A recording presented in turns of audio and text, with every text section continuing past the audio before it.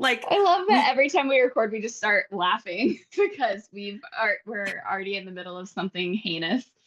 yeah, like we could go on and on about our pre-recording topics forever, but Um, alas. I'm gonna keep taking these pills while we talk, so don't mind me. Okay.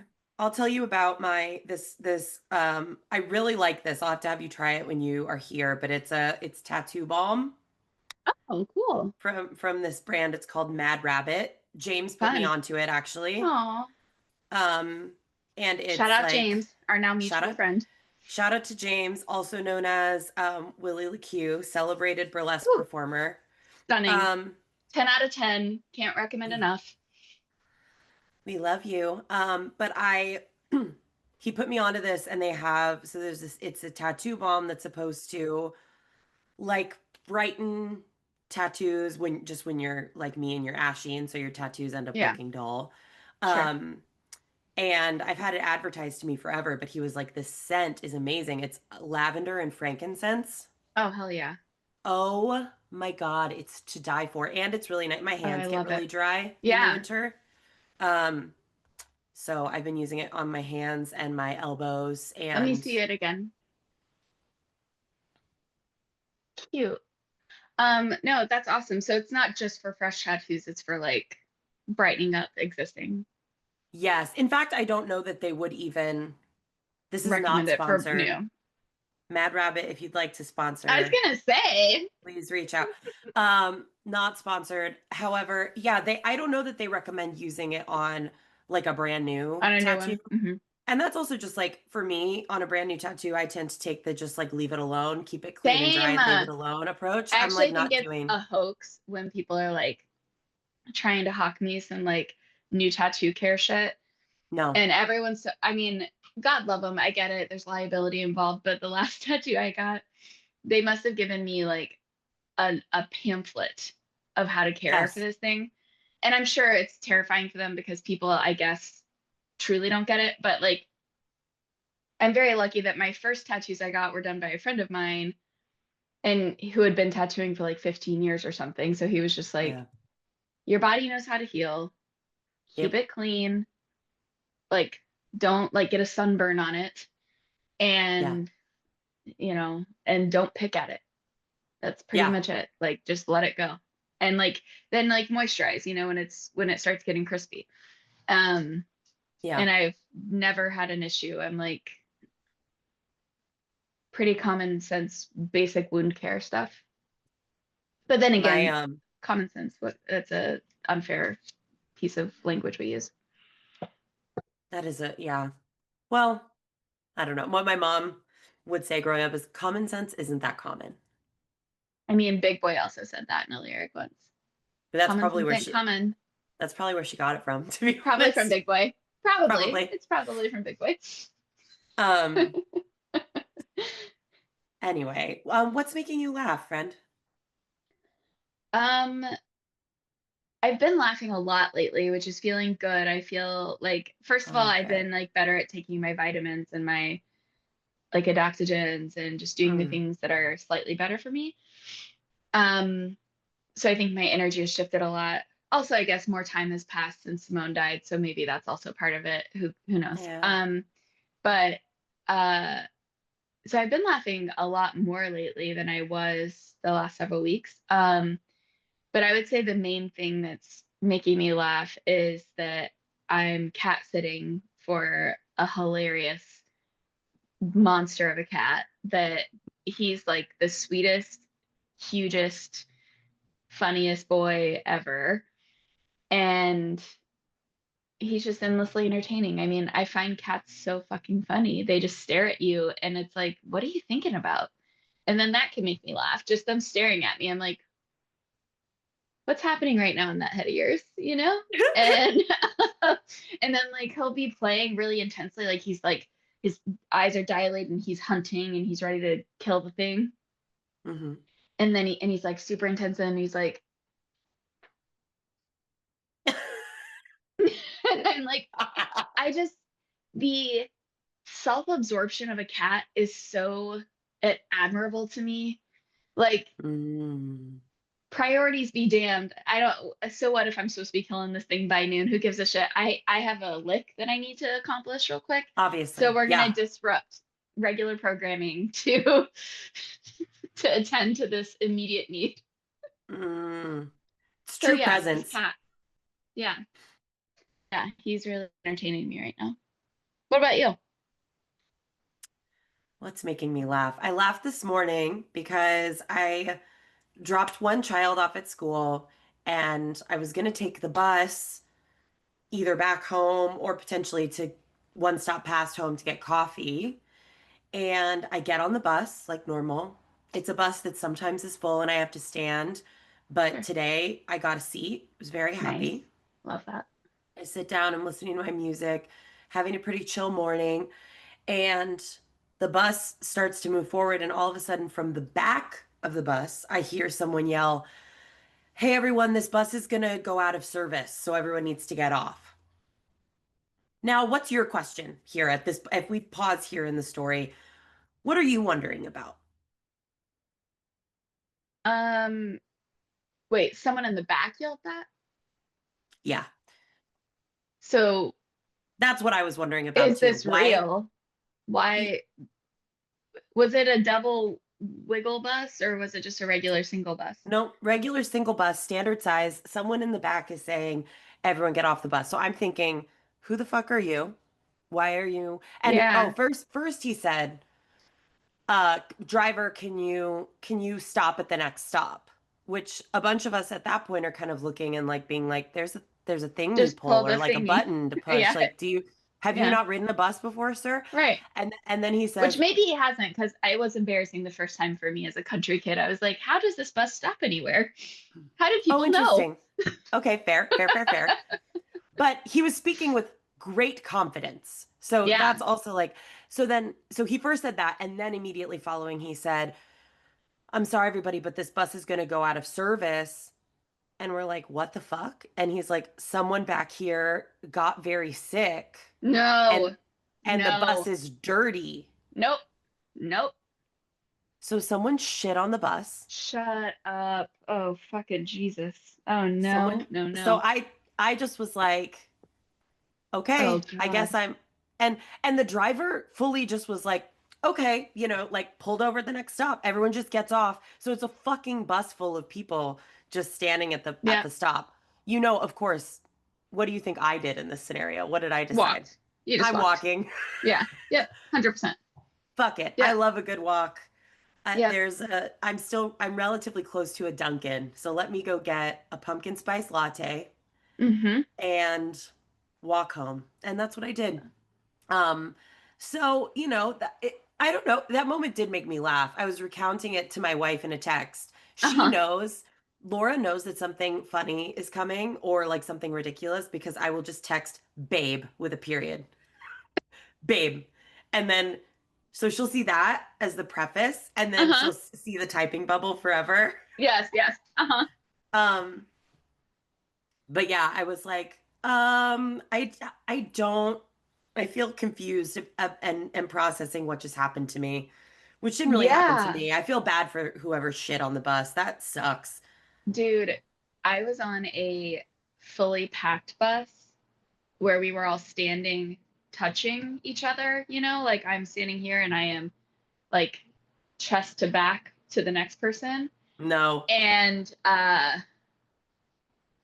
whew, and I am a person who, by the way, if someone else throws up, I'm throwing up. Just that's what's happening. Oh no. There's the people, everyone is jam packed in. Like this is a fully like they're passing stops at this point. So like we can't take anybody else. Like we're fully packed into the doors even. The people that are packed in the back door section are like doing their best to shimmy backward as a person starts dry heaving. Oh, oh. No, no, no, no, no. No, no, no, And no, no, no, no, no, no. this is a moment where I'm grateful for the collective because I like it's when I have to do the least because I didn't have to say anything.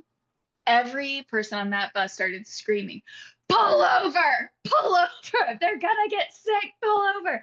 And when I tell you they pulled over, and everyone kind of gently, kind of not so gently, practically shoved the person puking off just in time that when I tell you they were projectile out the door. Oh, I went ahead and got off because I was like, I'm concerned at this point, given that it's tight, it's hot, and I've now the idea of puke is in my head. We're just gonna go ahead and I'm gonna walk because if I am gonna throw up, at least I'm gonna not do it on a vehicle with other people. oh my God. Oh, I was like doing mental exercises of like, you need to calm down.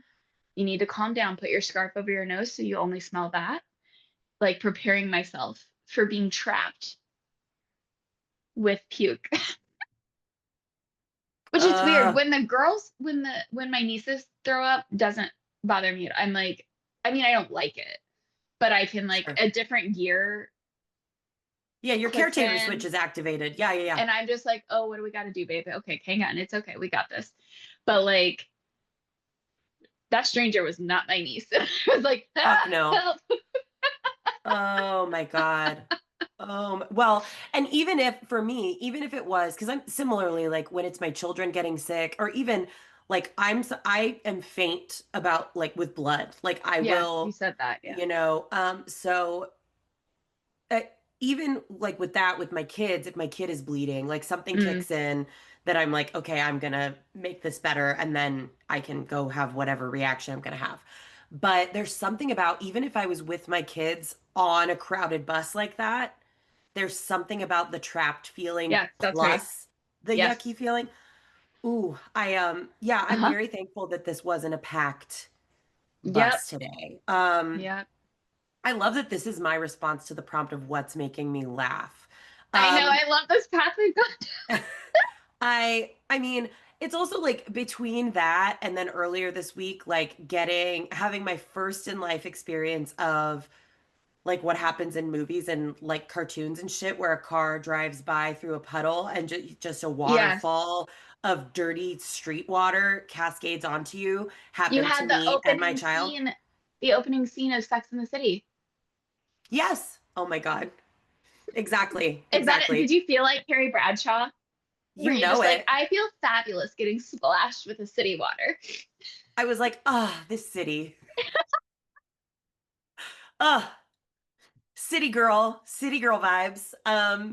Yeah, I definitely felt that way. I really felt that way then when my I felt that. child later was like, I was upset that we had gotten splashed and his clothes were wet. And, but then just instead of being like, I'm upset about this because he is a child and still has a developing brain and emotion regulation skills, decided to be angry at me that it Sure. happened. It does feel like Um, your fault. right, exactly. When I Most heard the things story, are. I thought, AJ, what did you do? He was like, "Why did you do that? Why did you do that?" This is also just a thing with this child though, is he'll like the other day he had like a plastic toy that he got that he didn't want anymore, and he threw it on the ground and stomped on it, and then he looked at me and goes, "Why did you do that?" I honestly, again, I know this kid. I happen to love him a lot, and I know that I can't imagine what it is like to have to navigate those moments with him.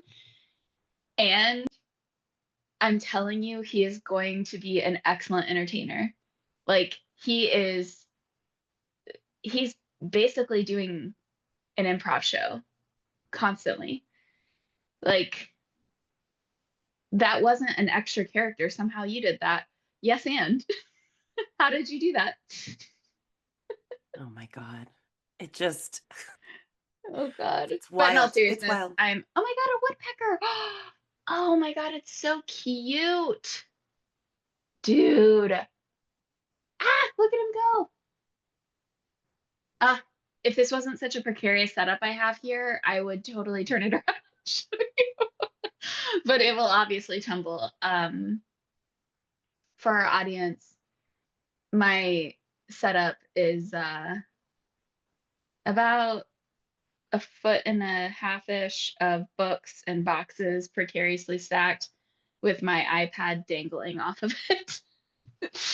So, but then I put more books on top of it to make it dangle hopefully safely. But Anyway, I can't show you the woodpecker as a result, but there's a woodpecker in my tree, just having a heyday, I knew I knew when I saw that tree, this would be a right? source of magic and whimsy for you. And I'm really glad that Thank you. it has delivered on that so far.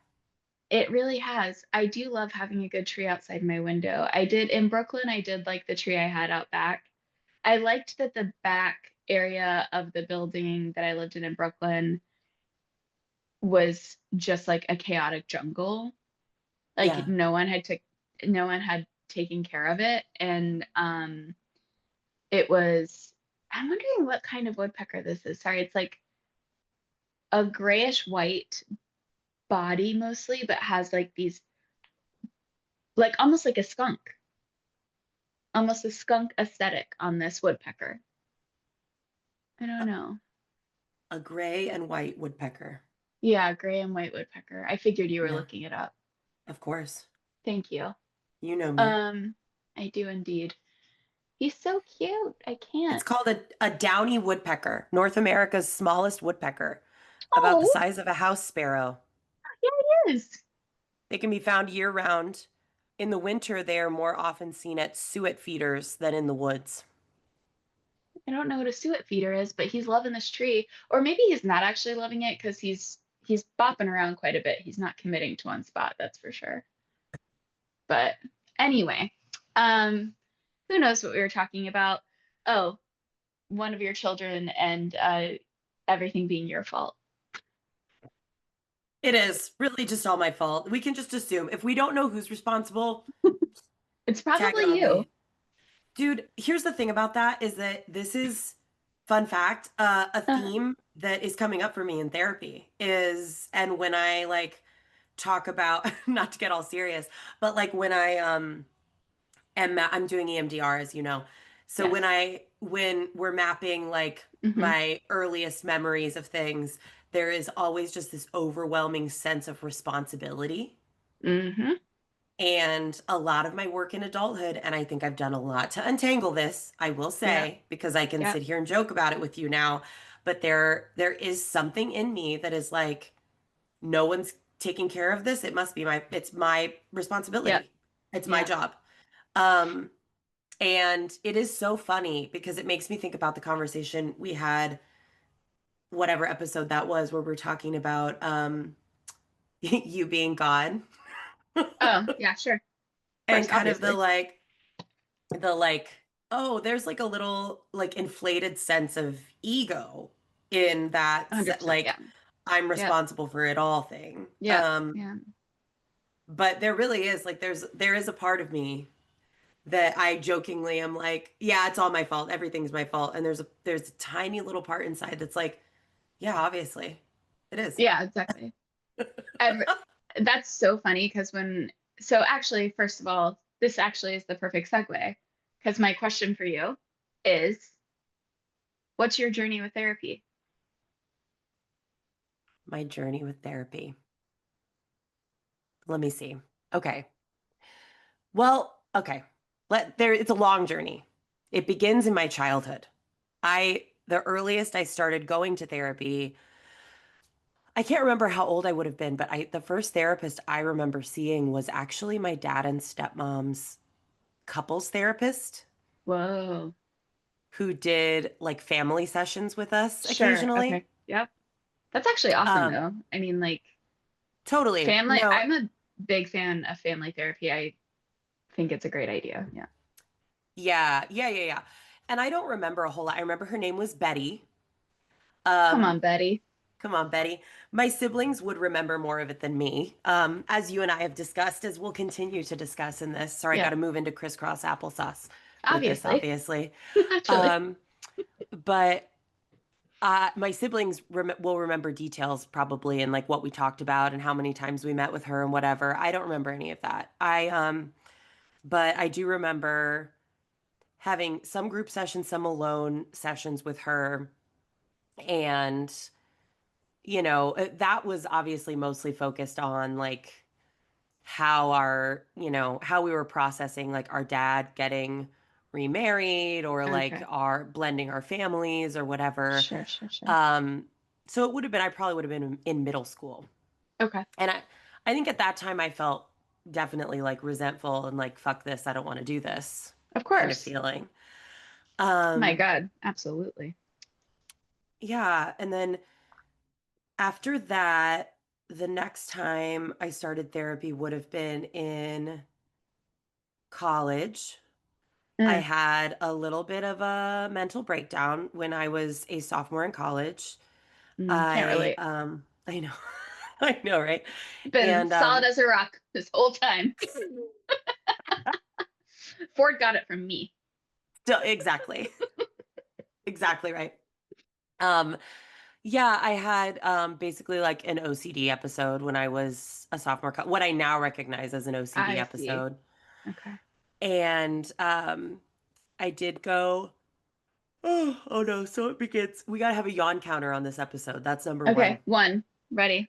Um, oh no, here comes another. Two. Okay, hang on. I'm getting a post-it. Okay.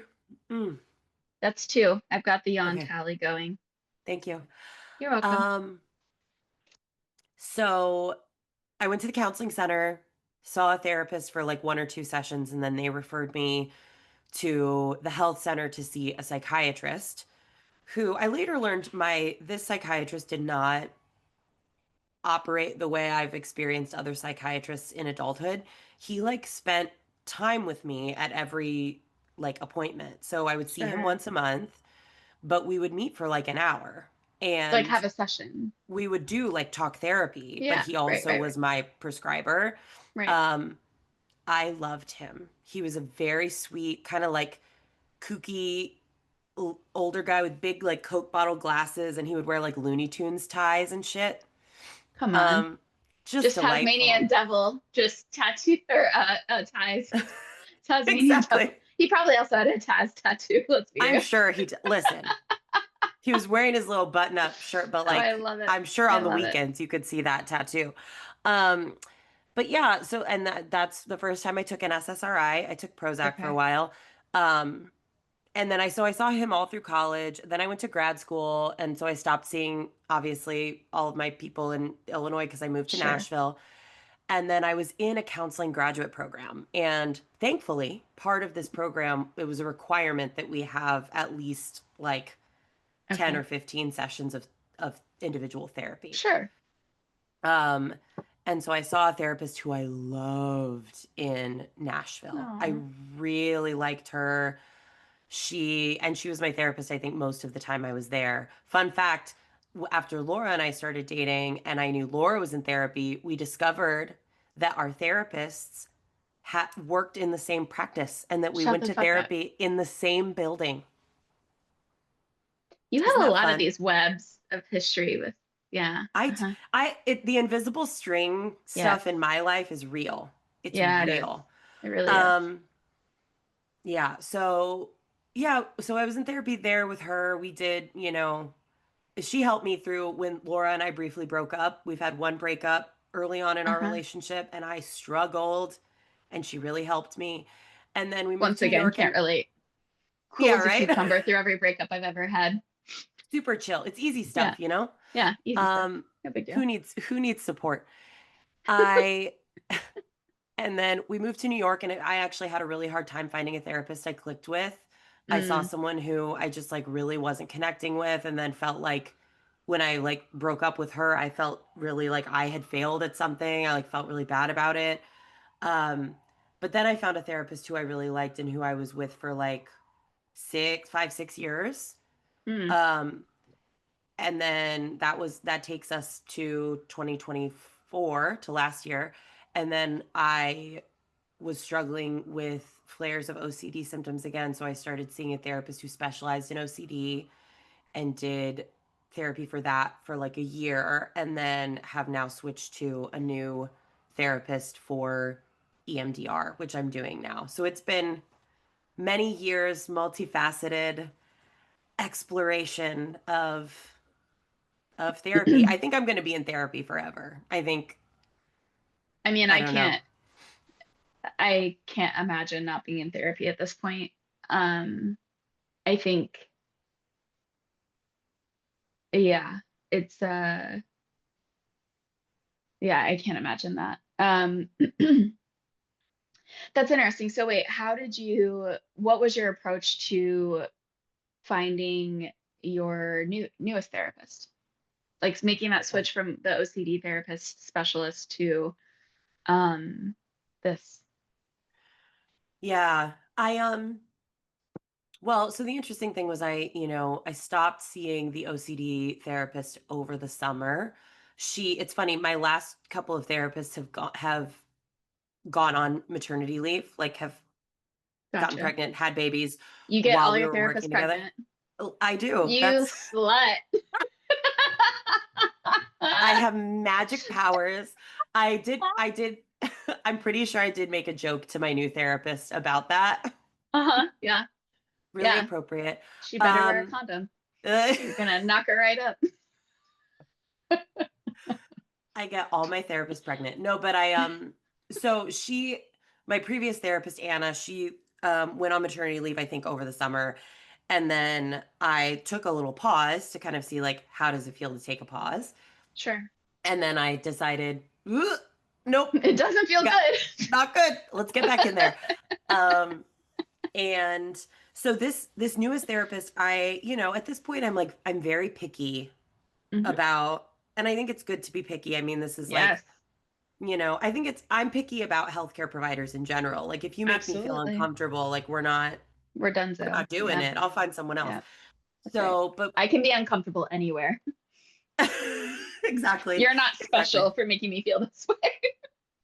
I yeah, but I really was like pretty specific about what I was looking for.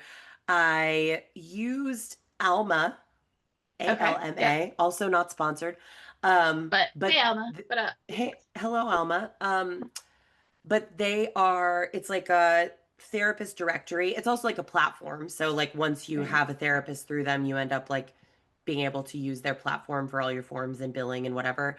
But they have a directory, and what I really liked is that you don't have to like sign up or pay or give a credit card or anything to have consultations with people.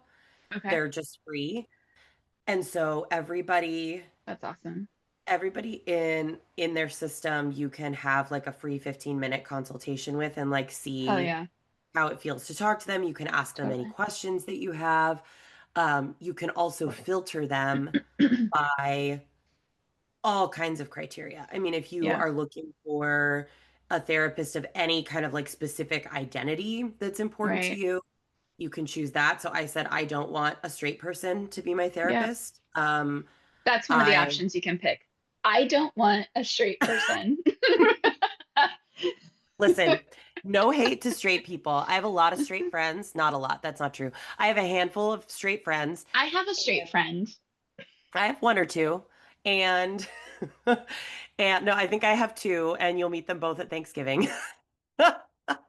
Um, but no, I'll try not to judge. I want I wanted a queer therapist. I did not want a cisgender male therapist. Hmm. I didn't want a religious therapist or anybody Mm, who had religion as any part of their, and for some people that practice. they Yes. want that and that's Yep. great and That's they great. Love should be that. able to filter for that, and with That's Alma you right. can. Hmm. um and then you can also filter on like if you know like what type of like therapeutic modalities you want. So I knew I wanted Got somebody it. who could do like somatic work with me. I knew I wanted somebody who could do EMDR. I knew I wanted somebody who was trauma informed. um And so you can kind of you could choose like topics of specialty, Sure. whatever. So I used that, and then it gave me a shockingly large amount of people for, the level of narrowing criteria I gave. Well, And New York, baby. listen, There's a lot of humans and there. A lot of humans to pick from. oh, and you can also choose if you want in person or virtual. So Yes. there's that. But yeah, and so I met a couple of them actually. I did consultations with like three or four, and Okay. then ended up choosing the person who, met all my criteria, but also who I just like felt the best genuine vibe with. Because Yep.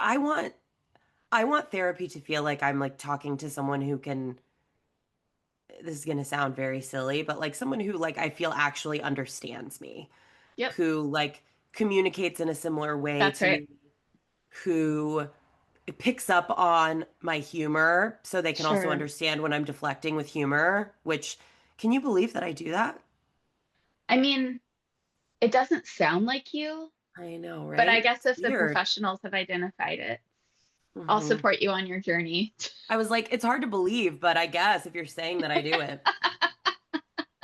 Um, Uh, yeah, so that's how I found her, and I'm very, very, very happy with my experience so far. And also, you can, oh, m very importantly, you can filter by what insurance people take. And yes. so she accepts Yep. my insurance, so I pay a $15 copay per session. Hell yeah. So, That's yeah. some good insurance too, by the way. Yeah. Yeah, Yeah. I mean, unfortunately, it's United Healthcare. Yeah, what can you do? Not a Yeah. sponsor. Phew, ever. Definitely never. Um, Never. Mm. That's interesting. What kind of things did you have like how did you prepare for those 15-minute um kind of consults? Well, you know what's really interesting is I don't know that I necessarily, I feel like I'm interviewing you now, but I think this is important that like you have a very you have strong experience with and and success with your relationship to therapy. And yeah, I think there are a lot of people that I talk to, at least, who really want and need therapy, but the barriers to entry, not just financially and all of that, but just like navigating the how to get in, like what that double yeah, Dutch skill, yeah, and yeah, yeah, breaking it mhm, down so it doesn't seem as impenetrable. And so I'm just yeah, curious, like, I think you're a person who's very good at that, and I just want other people to hear your approaches that might benefit them. totally. Yeah, I mean, for me, and I think because in this case, I was able to, and there's so many great tools, right? Like Alma is one of them. There's another one Yeah. called, I think it's Therapy Den. Yep. We can You link sent that one those to me. also. Yeah, we'll Yeah. definitely link them. Yeah. Hmm. But where you can Psychology just like, Today also has some for people in rural yes, areas that have fewer options. Yeah. totally. Yes. Yeah. Psychology Today can be great. And Psychology Today is also one that, I mean, I think on all of them, you'll find a lot of like Hmm. weird stuff or people that you're like, hmm. But being able to kind of like filter for Yes. things that you're looking for, I think is really important. Yeah. I also think it's like, I do just want to like normalize, like it's fully okay to be like, I want a therapist who shares parts of my identity because That's that right. feels better and safer to me. Like, Yeah. good. You should feel good and safe in That's therapy. right. That's right. Um, so I think because I had done so much narrowing, I think that answered some of my of like questions I might have had when I was Yeah. meeting someone for the first time. But I Yeah. think, I asked them all just to talk about kind of their approach to therapy, Hmm. if there are specific modalities that they like to use. And don't be intimidated if you're like, I don't know what any of the modalities are. I don't know what it like, it won't make Or sense even to me what a what they modality say. is. Yeah. Exactly. But like, it's basically just like different tools that therapists use when in their practice, different approaches that they're going to take in how they Yeah. work with you. So some people will just do straight up talk therapy, which is more so like we're going to just talk through stuff together. I'll be your thought partner. This is a Yeah. space that's kind of a pressure valve for you. Yeah. Some people do a lot more work with like kind of delving into your thoughts and assumptions and working to like help change your thoughts kind of like from like a neuroscience type of perspective. There are therapists who work more with like body-based therapies, which is, when I talk about like doing EMDR, that's like EMDR is a very like it is there is like a neuroscience element Yes, to EMDR certainly, for and sure. there's also like a somatic Yep. experience to it. Um, and It's so kind of it's blending both of those worlds in a statistically productive way. absolutely, absolutely. Yeah. Well, Yeah. And when I go in, I tell people from the start, and I think this is a good thing for anybody to do, is just to like be able to be real about your level of experience and where you're coming from. So I will tell Hmm. people straight up, like, I am a helping professional. I have a counseling degree. I've been in therapy on and off since I was a teenager. Right. So like none of the like you can talk to me like you can assume that a lot of things I A know what you're certain level of talking knowledge. about. Yeah, that's right. And if you say something and I don't know, I am comfortable interrupting you to ask, right? That's right. Um, but if you're coming in and you're like, I'm so brand new to this, I don't know what Yeah, any of the acronyms mean, that also is okay. And in fact, good to say. A that's good right. practitioner is comfortable slowing down for you That's right. and walking you through things and explaining things to you. So I think there was that for me, the sort of like context setting. And Yeah. with Leah, my current therapist, I said that Shout out and Leah. Woo! shout out Leah. Oh my God, thank God. Thank God. Um, hello. But I like when I said that to her, there was sort of an immediate understanding of like, okay, so calibrating, like we have a That's right. shared language, we have a shared understanding.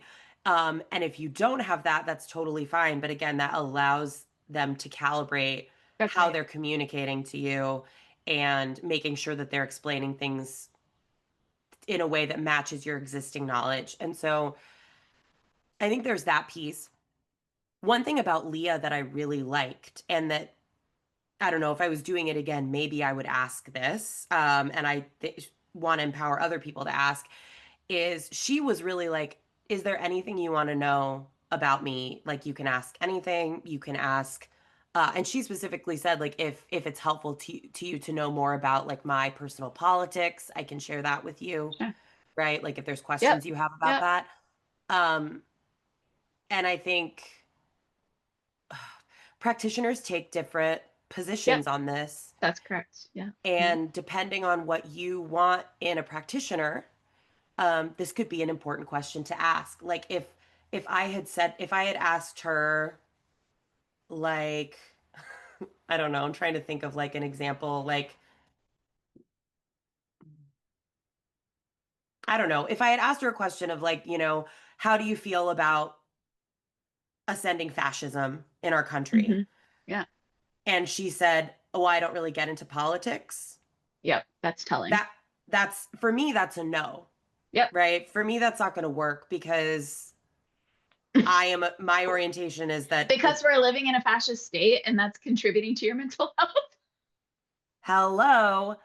I mean, Jesus Christ. And like, Oh, to quote the late and great Audre Lorde, like the personal is uh, political, right? It's all political.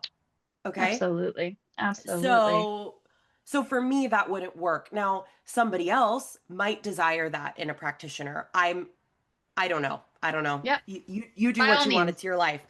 Yeah. But You do what you want to do. you It have ain't free us, will, babe. It ain't us. But you but do you. yeah, And if so, that's what you want, you can find it. I think the more important point there is totally. like, if that is what you want, you can find it. That does exist. The That's like, don't right. ask, don't tell approach is a thing. Yeah. Yeah. Hmm. So, but it's important. Yeah, it feels important to me to kind of know that. Yeah, I mean, my new therapist is like quite like witchy and alternative and We love to see like, it. we were talking about Thanksgiving plans and she's talking about where she's traveling and, kind of being like, oh, it's like feels very outdoorsy. And I was like, well, isn't there also like paranormal stuff going on there? And she was like, oh God, I hope so. That would be so much better than like I having to love it. hike. Oh my And God. I was like, I love you. I Is it just weird if I really, try to date your therapist? Is that too much for you? Because that's like the hottest thing I've heard in a while. we'll talk about this offline. I just like show up in your next therapy call.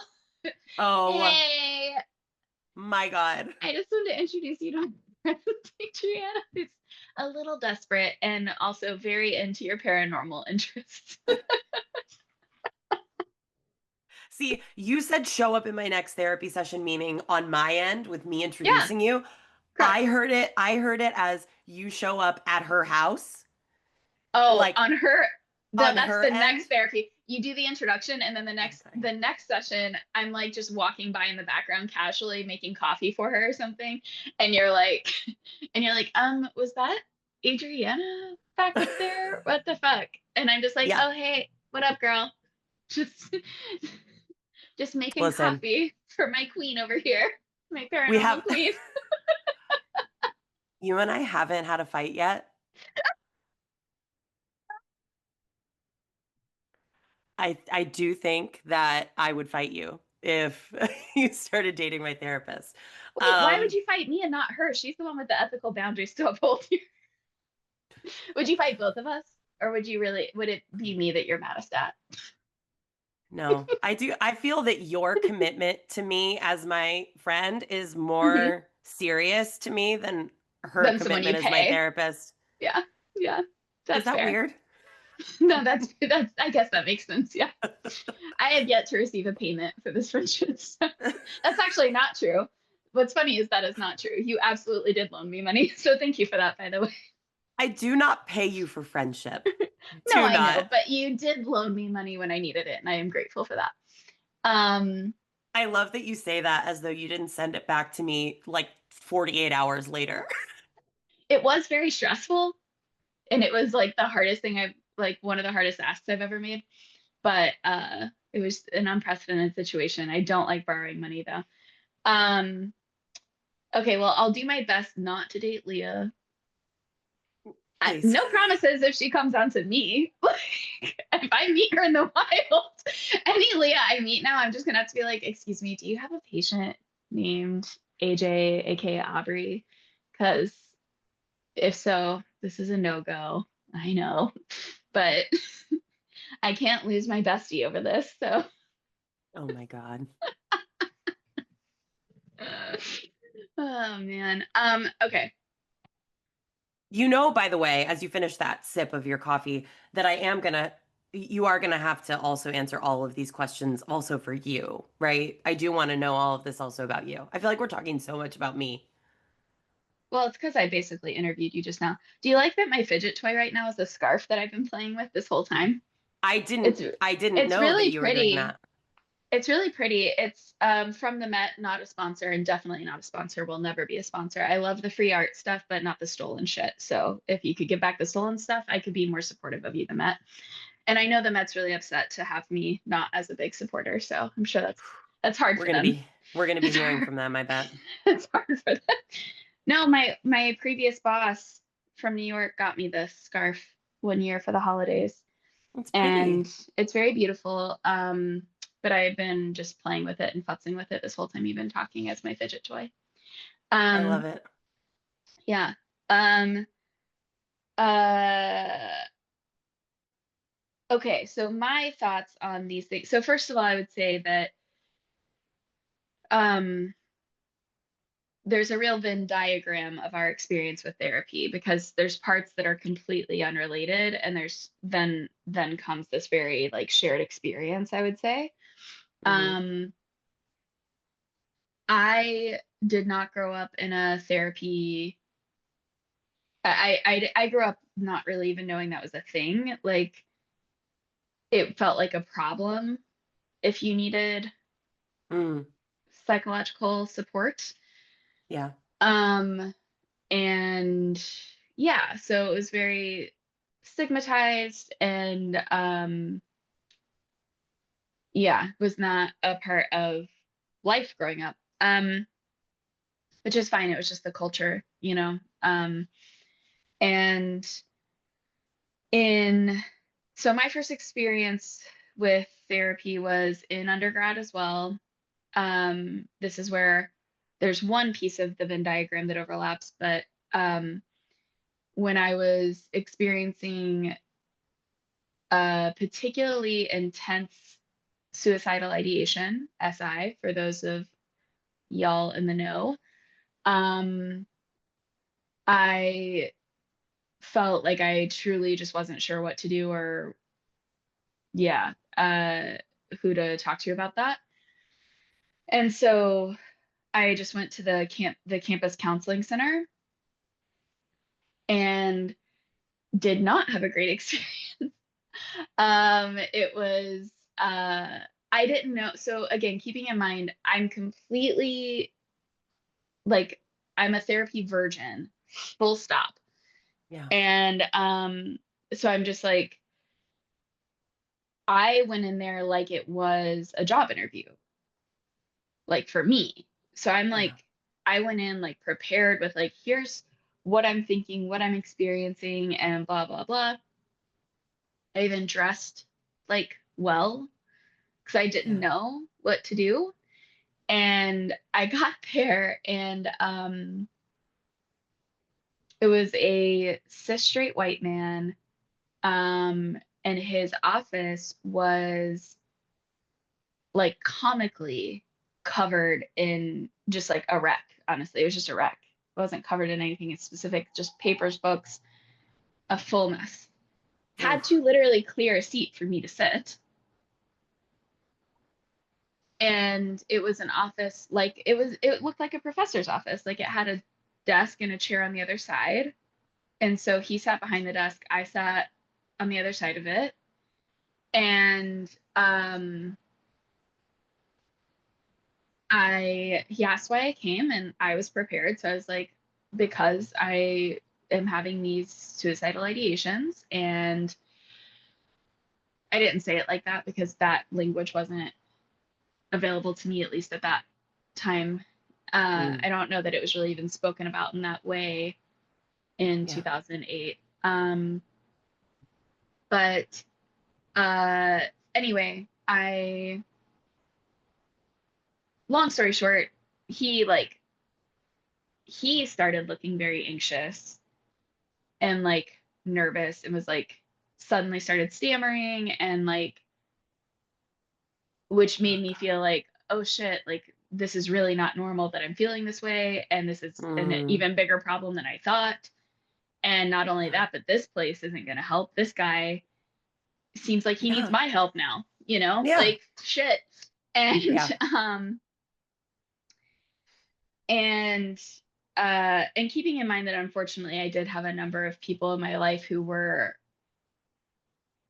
very much struggling. And so yeah, it was just a weird experience and I never went back. Um a little, unfortunately, a little self-medicating after that for a while, um with alcohol and such, which not great, but for those of you who have taken that path, just know you don't have to stay in it forever. It's awesome. There's other stuff. Yep. And um, so then I moved to Nashville, and we were both in Nashville. You were over there learning about therapy and having therapy, and I was over there self-medicating and Well. sleeping with people and drinking to feel nothing. And, Mm. um, Mm-hmm. what can you do? Uh, Mm-hmm. not that, folks. Just there are other options. And, um, and then I, long story short, fast forward. I mean, there were that was what 2008, and then many years of many trials, tribulations, whatever, and I get to Chicago, and in 2019, um, I had a new type of panic reaction that it turns out I am familiar with. It used to happen when I was a kid as well, but um, really kicked up to a daily practice of just throwing up every day all the time. Not out of intended bulimia, which is something I had also done, but separate. This was like pure like panic. Now we're throwing up. And Mm. so I like to say I'm an expert in throwing up in cities per the previous thing we were talking about because I have done it all over Chicago. And Mm-hmm. one of the first rules is don't get on public, bracket your time so that you can not Yep. be in those spaces. But anyway, when it became authentically disruptive to my life, where I truly was like late to meetings because I had to get off the train to throw up and then I had to walk the rest of the way and stuff like that, I decided to see a therapist. And by the way, actually, I take that back. The first thing I did was see a medical doctor, Mm. because I was convinced it was a medical issue, not a psychological one. Mm.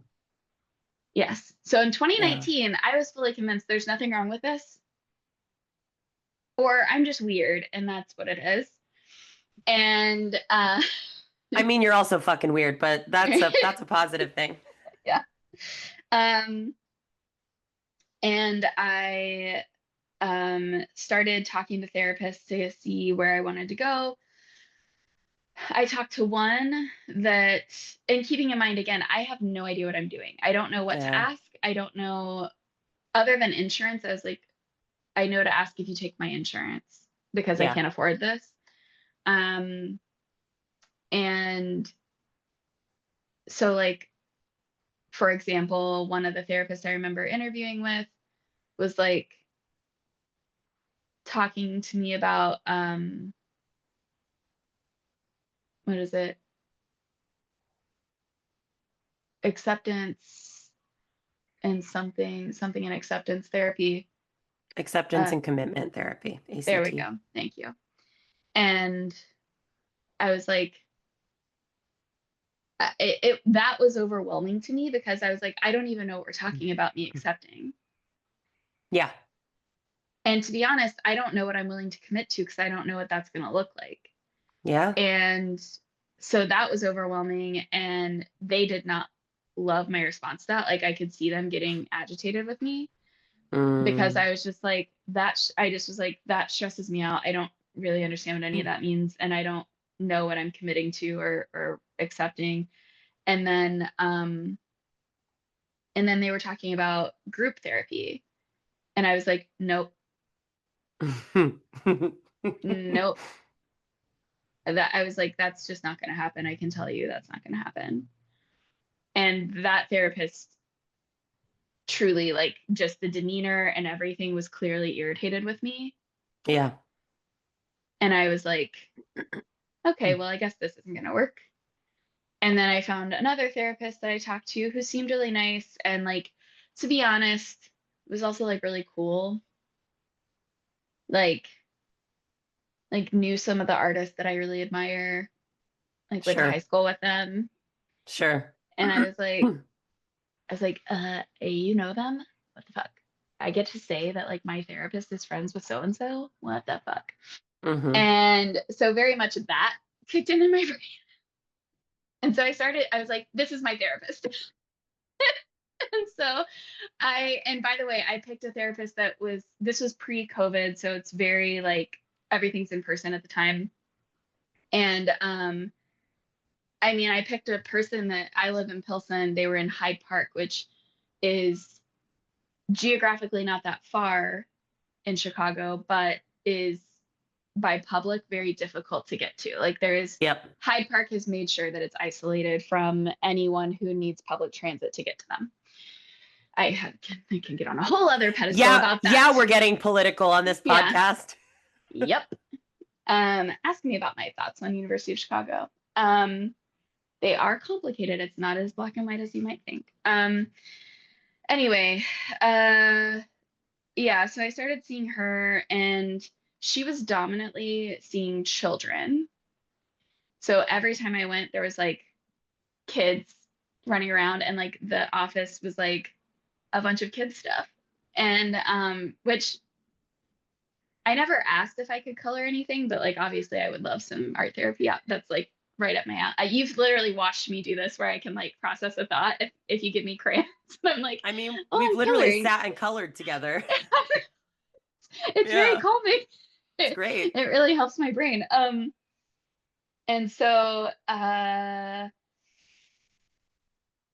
but she would give me homework, which I thought, I was like, that makes sense to me. Okay, I like that. Like, literal, like, here's a Mm. sheet, I want you to fill this out. And I was like, cool, okay. But then I noticed, like, we weren't ever following up on that. Like, it was Mm. like I did all this, and then it was like we started from scratch the next time. And I was like, so why did I do that then? Yeah. And and then I came in one day and I had only been seeing her for like a month. So that's like 4 sessions. And I come in and she had labeled, I come in and there's chairs sitting out with like pieces of paper taped to them that say like inner child, inner critic, whatever the fuck, all the I don't even know what they all are, but all of those. Oh my God, sorry. There is a kid running around out here in a full body lime green onesie with a hood of some sort. And I don't understand what the hood, I don't, that's clearly a character of some sort. Oh my God, it's pajama day. They're all in pajamas. Ah, Oh my sorry. God. It is It's so, Halloween all over again. but this one kid is just like like, and when I say it's like baggy with his little sneakers under, Oh. like the crotch of this onesie is by his ankles. But he's just running around in like it looks like parachute pants. Oh my God. I'm That's obsessed. amazing. Sorry. I was like, wait, why? And then I was like, why is everyone wearing plaid? Oh, pajama day. Cool. Love it. Um, anyway, I walk into the room, there's all these labeled chairs. I'm Hmm. like, uh-oh, hopefully this is left over from the kid that just left. And then she says, Yeah. Hopefully the inner critic chair is left over from the child who just left, Adriana. I've never heard of inner critic. I literally don't Okay, even know fair, what fair, that fair. means. I'm Sorry, like, I sorry, have sorry. no fucking Yes. idea. So I'm just like, maybe this is a game they had to play. I don't know. And she's like, so you may have noticed we're not alone in here today. And AJ, not ready, not No, ready. no. So then Oi. it's like, we're gonna name our inner critic, we're gonna name our inner child, and we're gonna talk to them and have conversations with them. And I was like, oh, I can't do that. And this was to be clear, this was your first introduction to these concepts from her. You hadn't like talked about like, oh, this is what, when I talk about the inner child, this is what I mean, or this is what that might feel No, we like, were or only on whatever. session like 5, and we had done a bunch of worksheets of like, I had to fill in this house drawing of like different things I think that gave me anxiety and like how I would place them in this house or something. Uh, and I wrote like, there was another one that I wrote like a full fucking novel because I'm obviously like loquacious as fuck. Oh my God. And And then you never addressed it? correct. No. And then I walk in and here are these labels and I have to talk to Fuck them. And no. this is, by the way, before I've done improv or anything that helped me with like confidence. And so I'm like, oh, I have no imagination and I am uncomfortable with the idea of accessing whatever does exist there. No. Yeah. Yeah, yeah, yeah. And so it was very stressful. And I basically was like, yeah, I feel bad because I mean, the other thing that happened is I was in a pretty gnarly relationship at the time and I sent her, I wasn't sleeping at all. I was throwing up constantly and I couldn't eat very much. And 'cause I was just nauseous all the time. And which love gender assumptions because everyone was like, are you pregnant?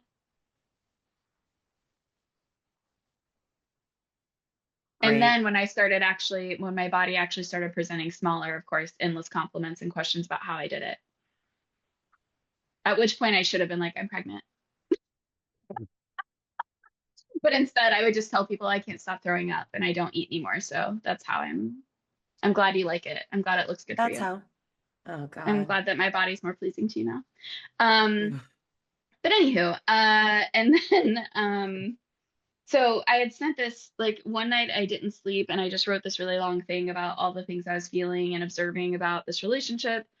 And I sent it to my therapist and uh we also didn't address that. And that like killed me because it was very like I actually saved that note on my phone to remind myself that that's how far we've come because the things Yeah. I was saying in it were like heinous, heinous. Mm.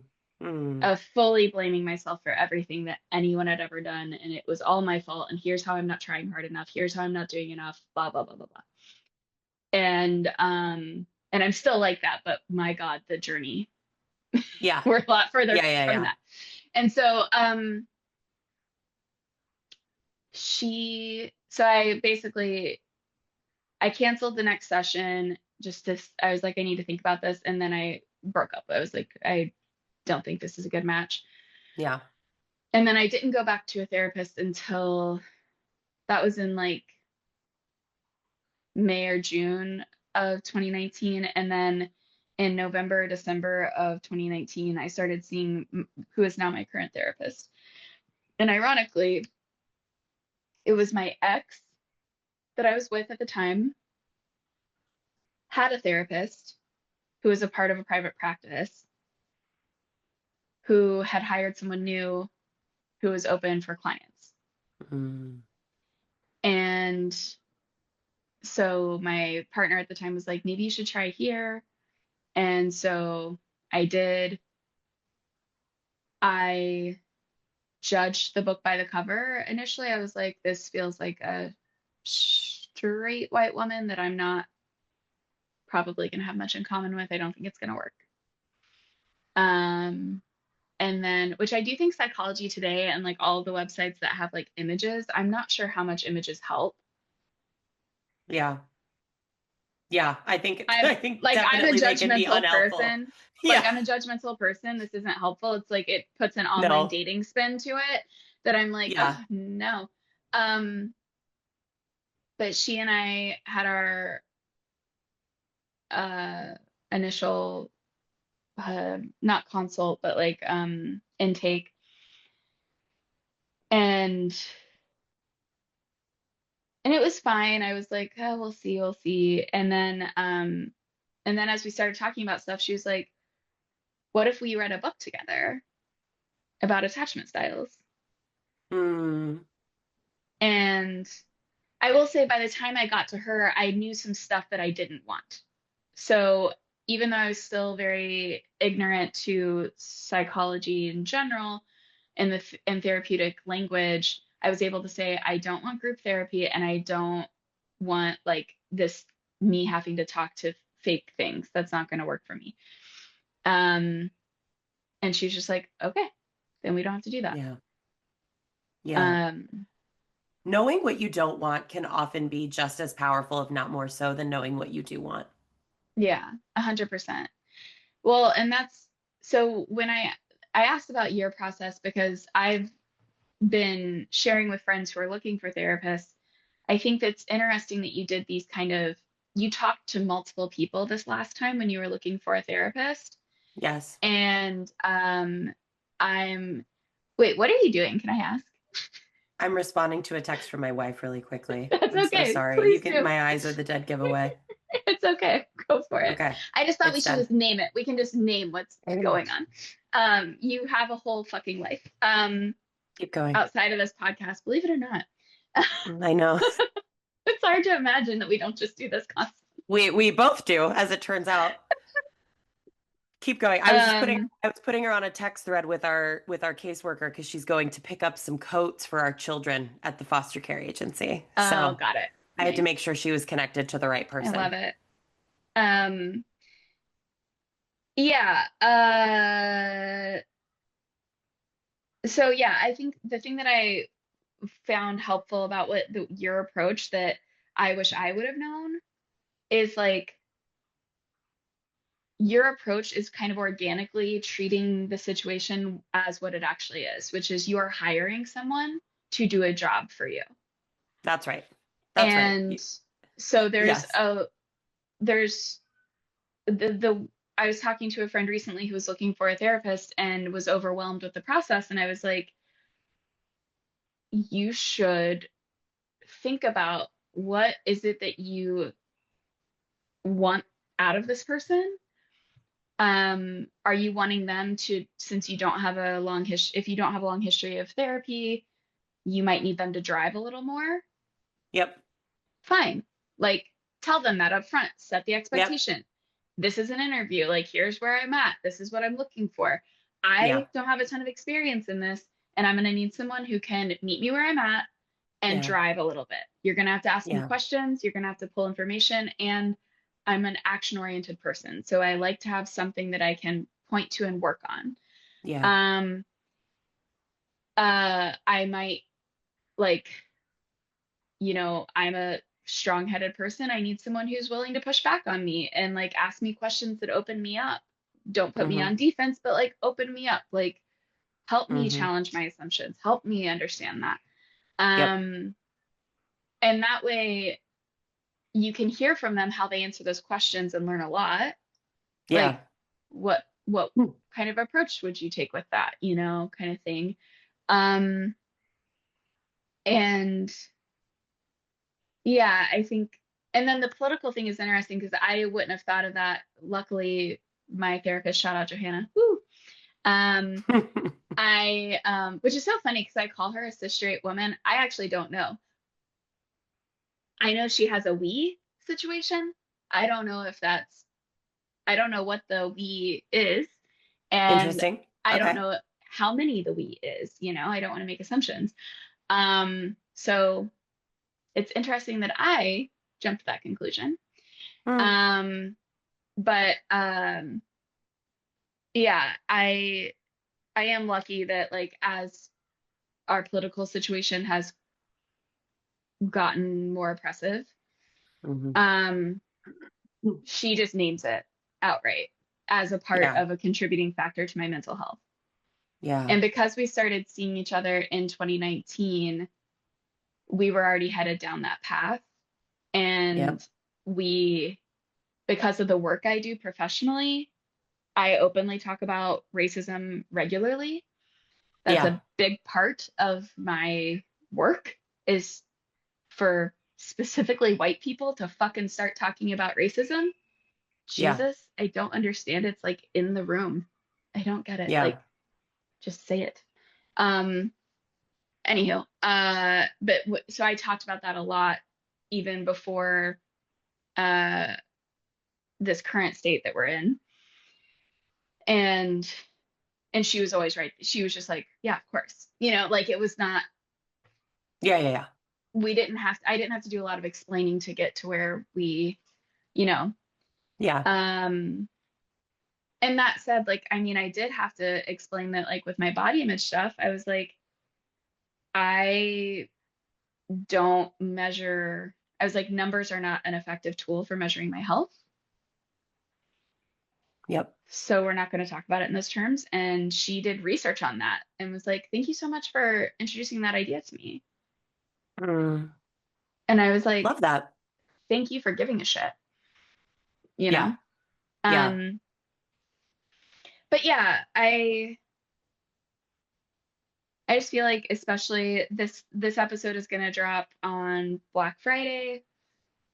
The holidays are famously a rough time for at least Americans. I don't know if this is true outside of America, but I know in our country statistically it's really really rough on people. Um and I just wanted us to share about our therapy experience and hopefully it's helpful to folks, who Yeah. maybe need or want a little extra support in your life. It really matters just to have like an hour every week or even every other week. I've gone down to, so while I was in New York, I went down to every other week because I couldn't afford every week. And that was fine, you know? Yep. Um, yeah. Um, I don't know. And I also understand, like, oh, I also had a break with my current therapist because of insurance issues, but I found myself needing to like talk to someone.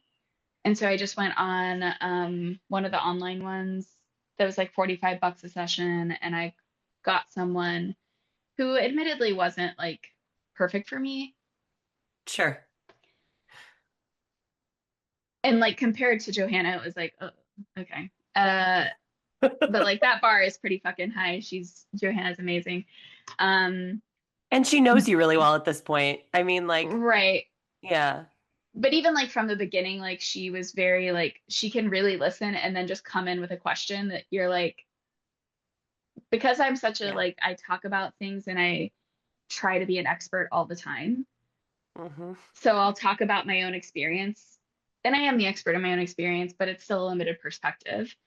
Sure. And so I bitch endlessly, and then she's like, and here's a question. And I'm like, oh, hmm, hmm, hmm, Yeah. you know?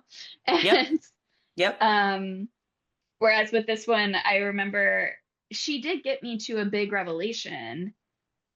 She just didn't, I don't think, really mean to. It was like, Accidentally. I was just literally like, I just need you to sit here and let me talk. And while I was doing that, at some point she was like, it sounds like you need to let yourself be a little messy. And I was like, I don't really think that's it, but I appreciate that. And then I like she was saying some stuff and I wasn't fully listening. And then I was like, oh my God, I'm pretty sure this is just who I am. And I will never forget it because I was 33 or 4. And I was like, oh, we're just now realizing. And for some We are. reason, I looked around my apartment and I was like, because I just always think I'm going to grow out of this. Yeah. Like, I keep thinking this is a phase. And it's like, I don't think so, dude. I think you just are this. And this is the stuff you like, and this is who you are. Yep. Yeah. Hmm. Yeah.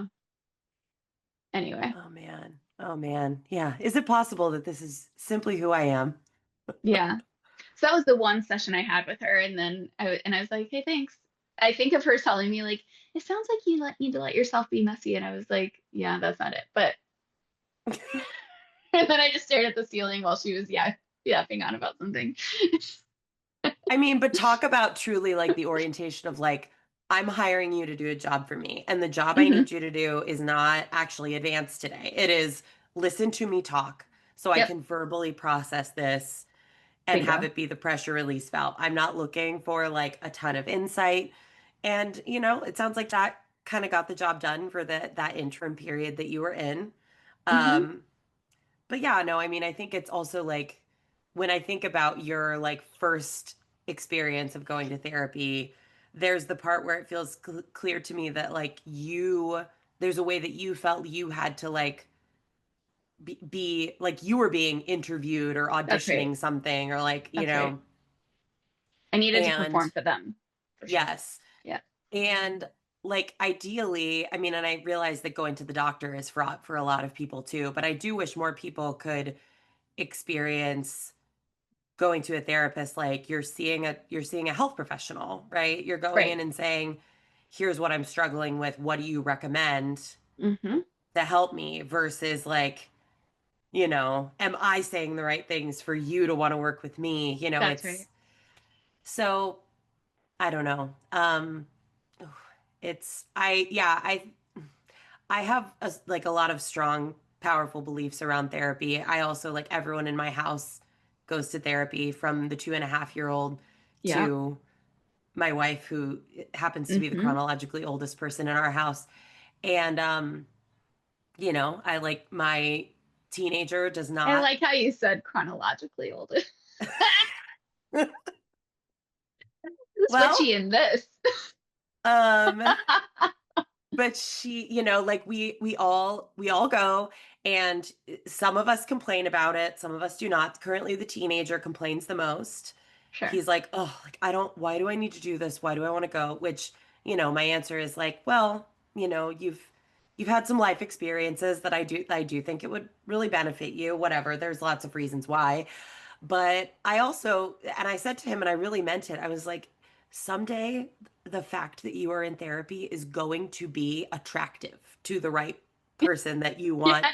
to date That's or right. connect with in some way. Like, I Yeah. promise you, just hang on. That's right. But like, as an adult, hearing that somebody goes to therapy, to me, I'm like, oh, there's an additional language channel we can communicate in. Absolutely. Absolutely. Like, oh, you have at least some ability to like access an understanding of yourself, or you're Yeah. like trying to do that. Yeah. And I don't know. I think I mean, I think that you're at least trying to do that. I will say that I think I don't want to make this an identity thing. Make it an identity thing. Do it. I have known a handful of, it's just coincidental that they were all cis hetero white men. Okay. Yeah, I probably didn't just make a that coincidence. true. I didn't make that happen. It just, the people who are these examples in my mind, um, I- I've known some folks who have a therapist that it might be time to move on, Sure. That's or true. that therapist isn't holding them accountable for derailing and talking about, or in my opinion, is doing something unethical and sharing a lot about themselves. Like Mm, when I talk to my friends and they're like telling me essentially gossip or like intel into their therapist life, I'm like, you paid them hmm, to talk about themselves in that way? That's wild. And also, I'm like, what are you wanting out of therapy? Because if you want a friend, you can just go kick it with a friend. And like, and yeah, I understand, like, I've talked, a couple of my friends are therapists, and they're like, there are definitely times to share about yourself in a contained fashion that like supports, if it's supportive to the person, like totally. an empathetic experience. Like, I know when I'm feeling like this, sometimes this could be helpful. But even Yeah, that is like very sparing and limited because suggesting solutions isn't usually the vibe. Like yeah, like cultivating people toward their own is usually the thing. So there's that. And then also just like if you have a therapist that's like therapists also can only work with what you give them. yep, So like if you know that it is going to be hard for you to get real and share some shit, maybe just say that. Even if you could just say that to them, that yep. I I wish I could have said to my therapist earlier on, I don't even know what it means when people are saying that I'm not accessing my feelings. Mm, Like hmm. I live holistically in this paradigm and I don't, it's like another language that you're telling me I'll be fluent in one day and I'm like I can't even, what do you mean? You know? Mm, Um and so like figuring out what way you can articulate where you're at with that is super helpful, I think, to the therapist to know where you're at. Um but it's also okay to break up with a therapist if they're not doing the absolutely. job that you asked them to do. Keeping in mind again, like it's just like with any other breakup, it's like maybe you say first, like, hey, like I'm worried that we're not making enough progress. What do you think about that? Like, I expected this and this is what's happening, and like have that conversation. Maybe there's different approaches they could take, like, or maybe it is time to break up. Yep. Um, but I think it's also important that like therapy is not, every session isn't the end of the world and every session isn't like a breakthrough. Yeah. Well, and that Most of like, them aren't. Most of them are just in the middle. and I think an important, I mean, there's two things. I think therapy, like many things, you're gonna get out of it what you put into it. Yeah. So like, if you're kind of going and hoping like, oh, I'm just gonna spend this like 45 minutes a week talking about my stuff and like that's it, then it'll be helpful probably Right. to like talk through stuff, but like Yeah. that's, versus actually, I mean, like a lot of the work I think that happens through therapy is in between therapy when you're applying the things you talked about or you're kind of digesting Right. any insights that you had or you're starting to notice a pattern come up and interrupt Yeah. it. Yeah. Um, and so it's, yeah, like expecting that you're going to have like magical transformation every time in those specific 45 Yeah. minutes a week is probably not going to happen, but That's right. Right. Doesn't Yeah, mean and it's not like working. I think I always want to manage expectations for people that like this is hard. Like if you are wanting to actually like make a change in your life, it's hard. And having a therapist isn't going to fix the fact that that's hard. Yep, And so that's like right. giving up because it's hard is also a challenging thing, you know, like um yeah. I do just want to go back to something I said earlier because I used to be very anti-group therapy for myself. I literally was like, that's good for other people. I can't do it. I love group therapy now. Like as someone who goes to support groups and proper group therapy at times, I often they're free support groups. Those aren't group therapy. Those are two different things. Support groups Yep. are peer supported typically and volunteer run, but I find those spaces can be really helpful if I need a free option and I just need to I need a teaspoon of hope. Yep. Getting in a room with people who have a shared experience as me has been like life changing, to be honest. It's cliche, but it's true.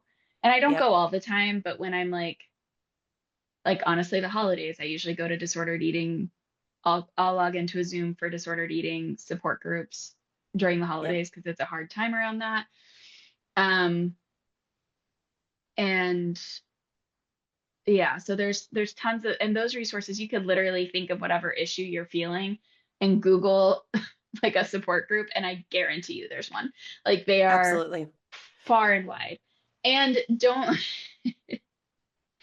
if you haven't done it before, just like let yourself absorb the situation because I will say it can be a lot. Like there'll be people in there who are struggling more than you, and it might be very visible. Yes. Like I definitely remember going to one and I was like, "Oh my God, I'm thriving." Like everyone here is really, I mean, like Zoom cameras with just like pure darkness and just their face lit up by their screen. And like the only things they can say are negative. They've got nothing is working in their life. And I'm sitting here like this and like, and I'm like, And okay, so perspective is helpful. sometimes there's something therapeutic just in that, you know, Yes, just it in really being was. like, you know, I'm doing okay after all. Yeah, Um, it's all right. I just received a phone call from my wife. Can I Okay. pause for 1 second to Oh answer my that God. just to make Of sure there's course not an you can. emergency?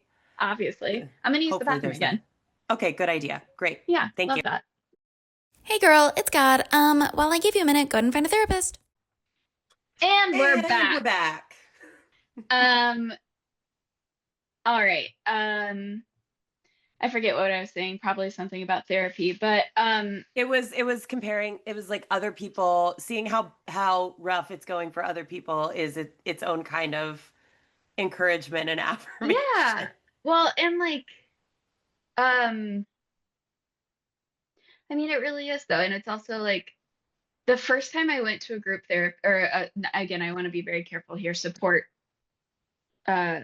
group, which is again peer driven, so it's not there's not a licensed professional leading that group. So that is the difference between group therapy and support groups. But the first time I went to a support group was legitimately, like I said, life changing. I had, even though disordered eating and all of that is like widely common, and I would argue is just the American standard, given that we have a wildly unnatural relationship to food and addiction here. Hmm. Um, but turns out capitalism, not healthy. Who knew? Weird. What? Super weird. Why? Why is everything centered on it then? I mean, ain't that the question? It can't be that bad, right? Hang on. Do I have Mark sitting right beside me? I sure do. So we've got the basic writings on politics, or we've got writings of the young Marks on philosophy and society. So maybe we can do a book club. First of all, bitch, of course you have that shit right in reach. Just right in arm's reach. I don't have an that's not what I have in arm's reach. You want to see the books I have in arm's reach? Please, of course I do. Wait, hang on. Oh, stunning. Wait, lift them up a little more so people can see the authors too. Okay, perfect. Love it.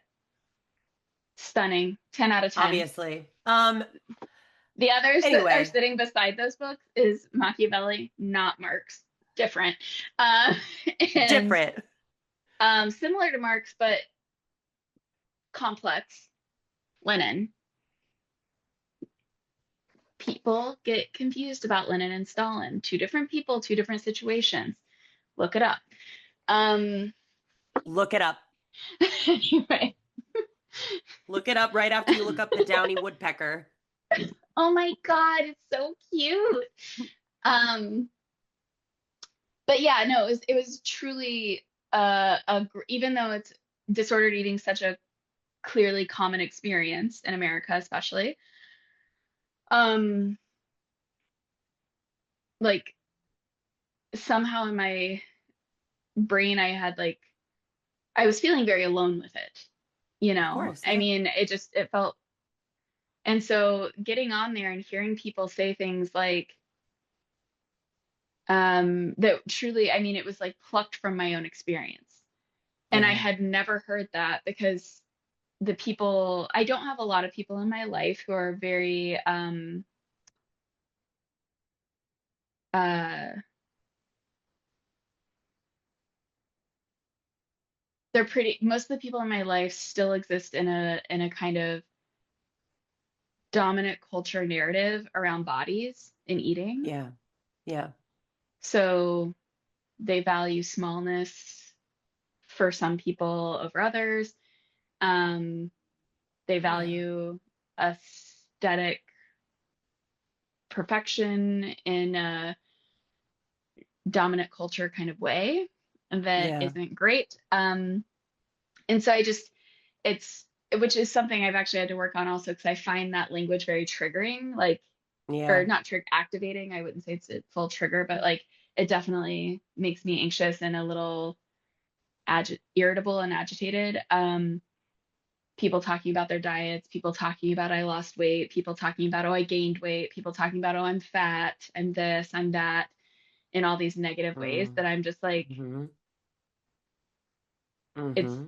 a lot. I've done a lot of work to get to basic body neutrality and Yep. occasional appreciation. Yep. Yep. So um but that's the world. I have to figure out how to be okay with that at some point, you know. Yeah. Anywho, support groups. If you need extra support, Hmm. they can give you that for free. They It sure is an can. option. Um, and because of the internet, they're everywhere for everything all the time. Yeah. Yeah. Um, any other therapeutic thoughts? I mean, we both kind of do.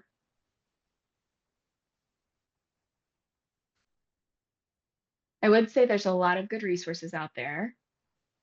Yes.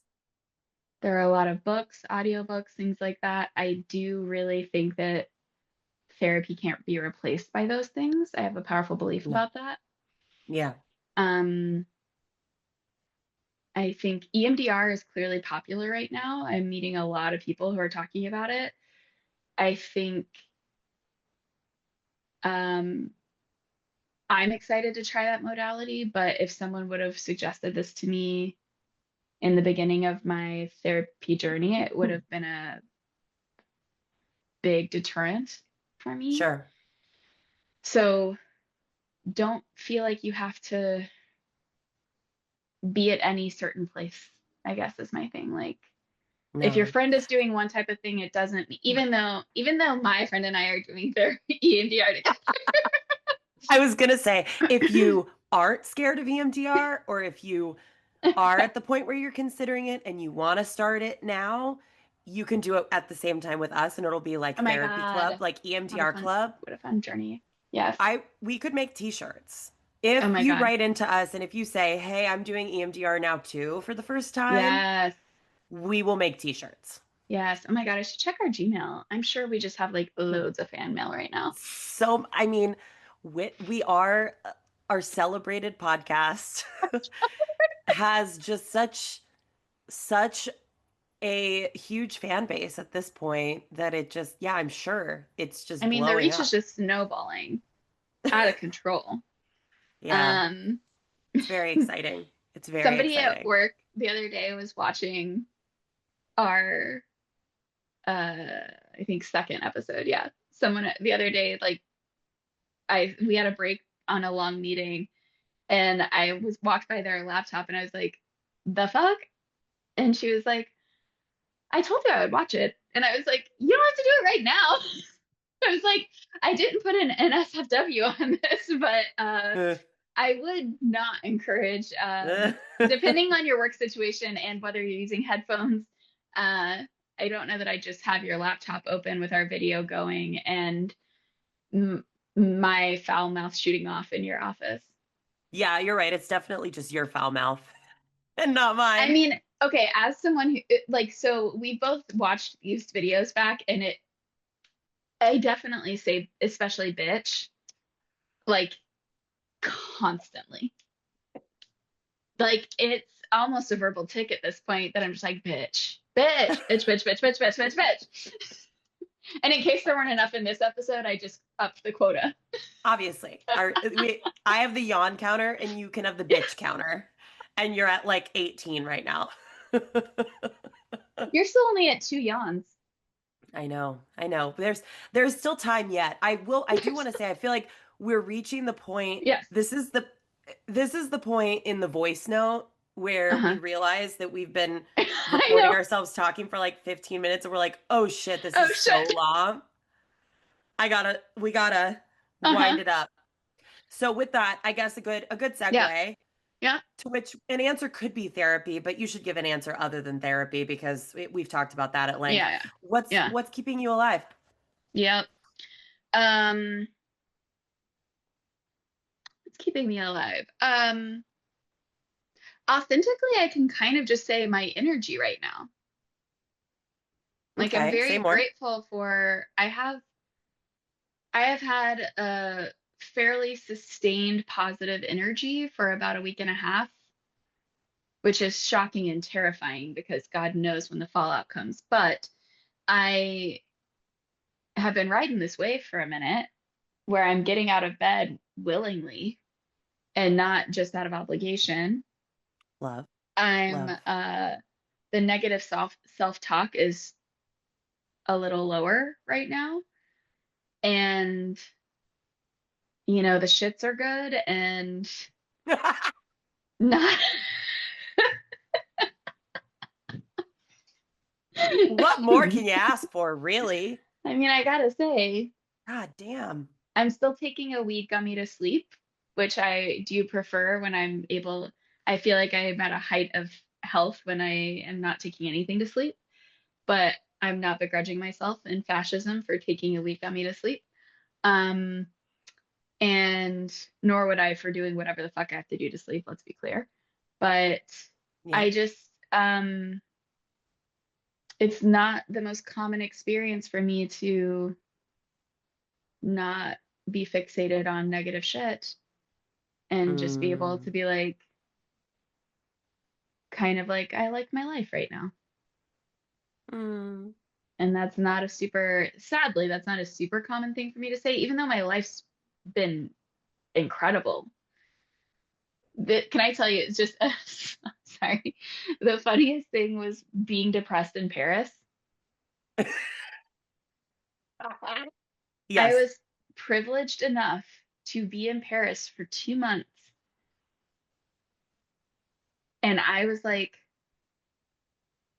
how dare you be depressed? You're eating the best food famously in the world. You're like literally walking on the same streets as every artist you love. Yep. You're sitting in the same cafes they sat in, uh, seeing all the art that you have dreamt about seeing.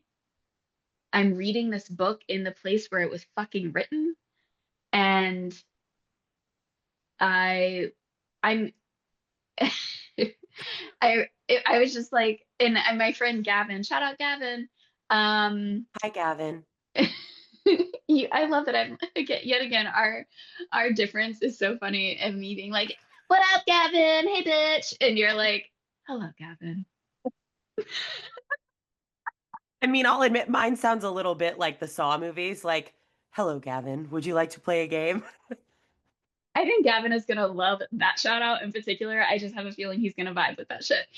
Good. Um, anyway, yeah, but I just found myself feeling depressed, and Gavin and I often send each other voice notes and like just videos talking to each other.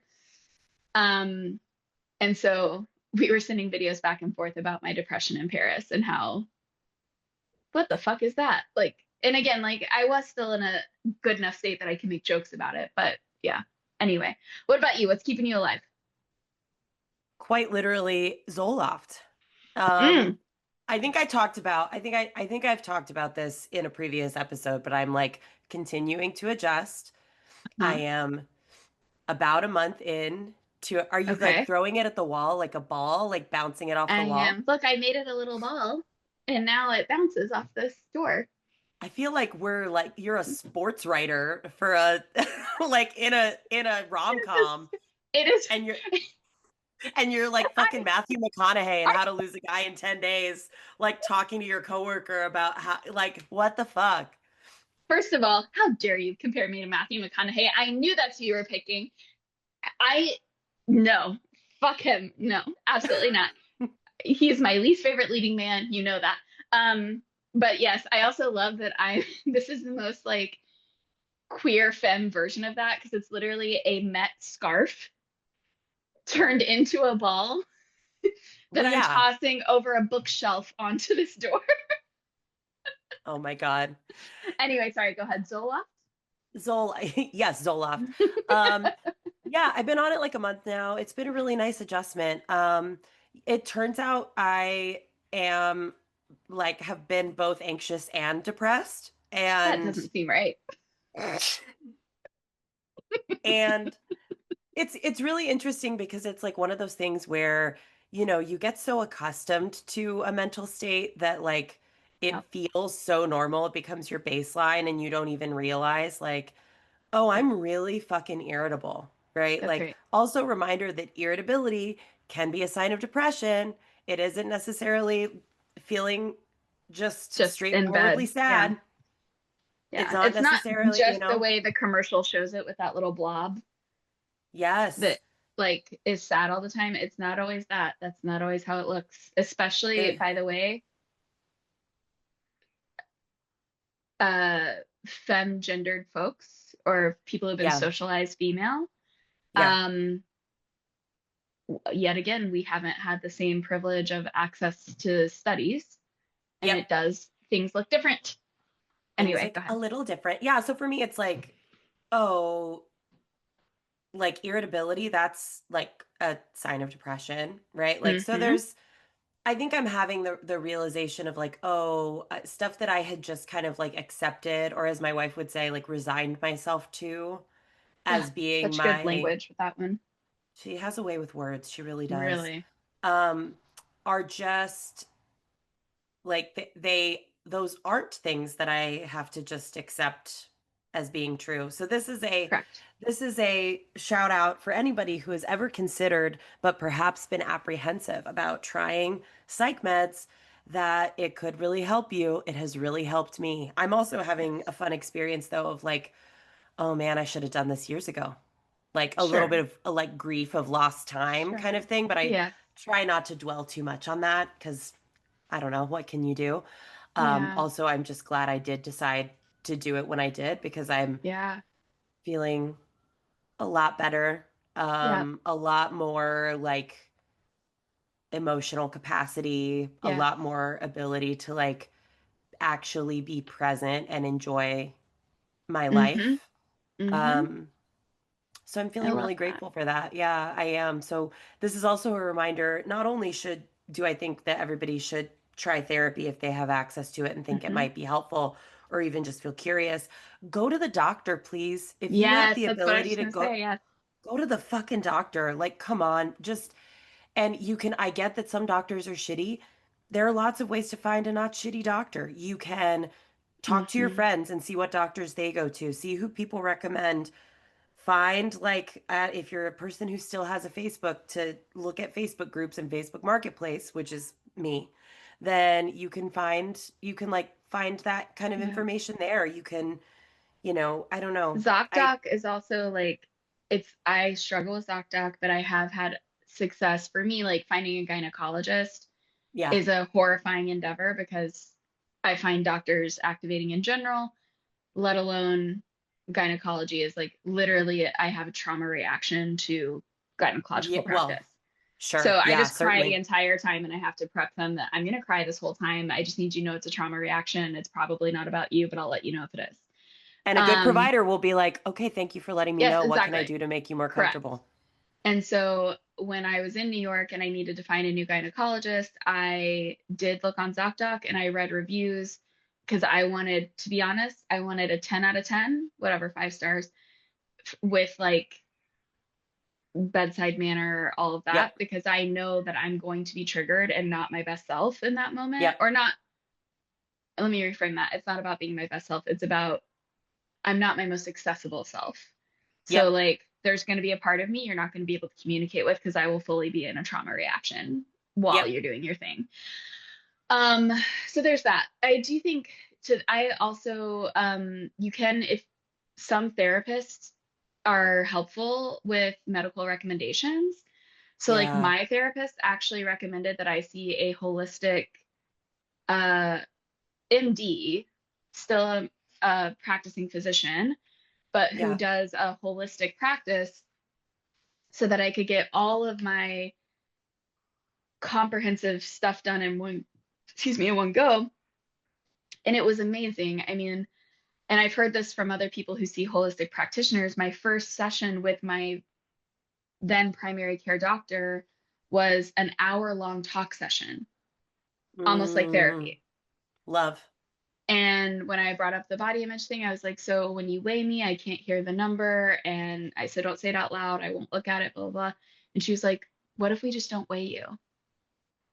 And I was Mm, like, that's an option. I literally didn't know that was like allowed. I hell thought you yeah. legally had to. And she's like, she's like, we are here for your health. And if it activates unhealthy behavior, that's not what we're here to do. And then she was able to do, based on all of my symptoms that we spent an hour discussing, in addition to her taking my blood pressure and all of that, we were able to run a ton of lab work for my hormones, for different nutrient deficiencies and all of that. Found out there were some nutrient deficiencies and some hormonal imbalances. So we Hmm. started there and we got supplements and medication to support that. It did help to some extent. And then when we talked again, it actually helped a lot. But there were some lingering things. And she was like, depending on the severity of this, the next step is an SSRI. And like, so then I had that information right though, but we were able to chip Yep. away at some of the symptoms. Yeah.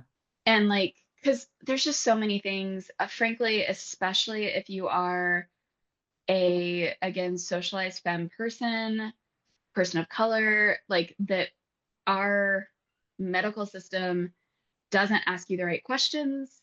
Yep. Like, it's Wants to just spend as little time with you as possible for the exactly, maximum billable hours and exactly. procedures and whatever. Right. And so like SSRIs are great and like having somebody ask you the right questions to give you the right dosage to start and stuff like that so that they don't Yep. fuck your life up out the gate. Yep. Um so anyway, a therapist can also sometimes like my therapist is really good at for folks in Chicago like recommending practitioners for things and stuff like that. Yeah. Which is really lovely. Anyway, so happy Anyway. holidays everyone. Oh God. Happy holidays. Happy Yeah. holidays and Mhm. best of luck out there. And Please take care of yourself. Ooh, Break a did you see leg. my light just went I off? did. Yeah. I wonder The if it, show's hold on. over. Did it die? No, it just turned off on a Wow. fucking timer because we've been Because we've been doing this for fucking ever. Yeah. because we've been talking for that long. It's going to be our longest episode, world record. Oh no, it is dead. It's done. Yeah. We killed it. All right. All right. My light said anyway, more More soon. soon.